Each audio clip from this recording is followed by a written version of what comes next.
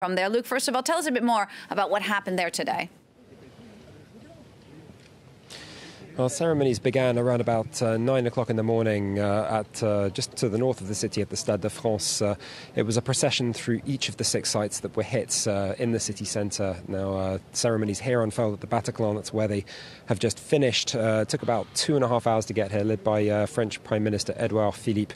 The ceremony here was extremely moving, unfolded almost entirely amid silence in front of several hundred people, representatives from the associations, the survivors, the families of the victims, and of course emergency services, police, rapid reaction forces and fire brigades and ambulance, who were all of course taking part 3 years ago on the day of the attacks that took place here. Now of course the procession moved forwards. The ceremonies took place with the unveiling of a plaque and the reading out of the names of the 90 victims who died here at the Bataclan before a minute's silence was held and a wreath laid in their memory. Edouard Philippe then mingled among the crowd here, speaking to the families and, of course, members of the police and emergency services, thanking them for their service before he moved onwards for the ceremony to continue elsewhere in the city.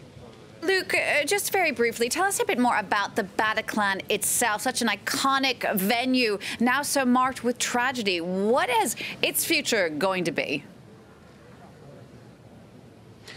Well, as you've said, Jeannie, that's exactly the problem. Just after the attacks, the venue itself said that it would be moving forward. It would try to get back to normal, to prove and demonstrate that nothing could hold it back. Almost trying to get back a little bit of that feeling that we'd seen after the Charlie Hebdo attacks, when everyone came together almost across France, a great feeling of solidarity and unity. However, that hasn't entirely been the case. Things have been particularly difficult for the Bataclan.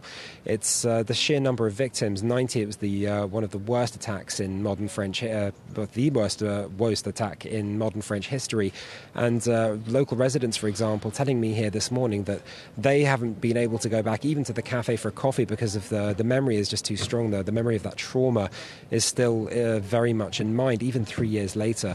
The concert venue itself has, if not had too much of a problem booking venues. They've had 70 this year. That is, however, still less than they would ordinarily have had. Artists themselves saying the same thing, that they don't feel able to come back to play. The question for the Bataclan at this point, will they be able to move forward and how will they do so?